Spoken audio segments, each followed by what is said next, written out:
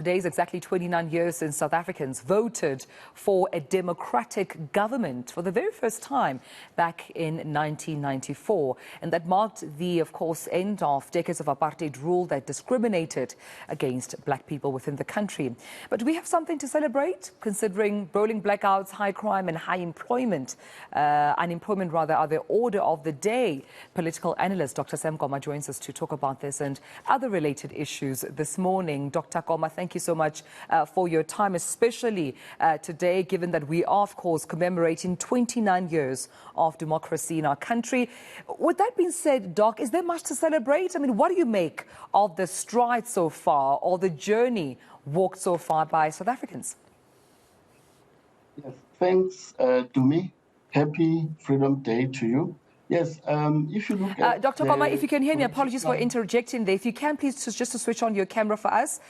We can't see you, so if we have an opportunity to see you, we would love to grab it with both hands. Sorry to interject there, Dr. Koma. Just please switch on your camera for us if you can. Thank you.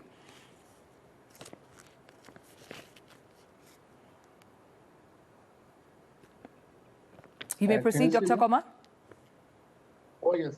So I was trying to say that if you look at our political and civil liberties, it is worth celebrating because South Africans on a daily basis are able to exercise some of these rights. For example, the right to protest is guaranteed, and many people and organizations will usually embark on a protest as part of registering their displeasure around a number of issues. Workers have the right to strike.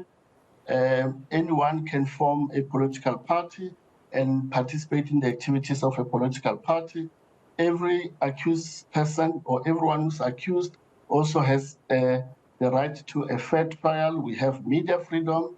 So in this respect, our country is ticking all the boxes. But over the last decade or so, we have observed a number of regressions and also shortcomings in as far as the fulfillment of socioeconomic rights, coupled with social ills that are accompanied by issues around crime. The levels of crime remain high. Manifestations of crime, whether it's murder or gender-based violence, the statistics is there to bear testimony to this. Unemployment levels remain high. Poverty and inequality levels also remain high. So a number of citizens also continue to live in deplorable conditions.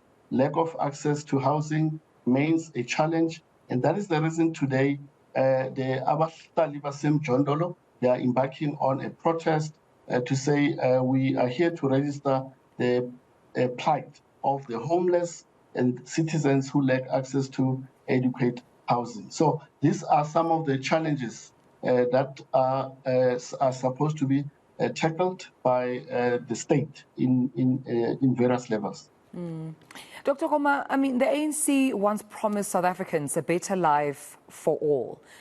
29 years in, do you think that's still the case with the ANC-led government? Is there still hope for a better life for all South Africans?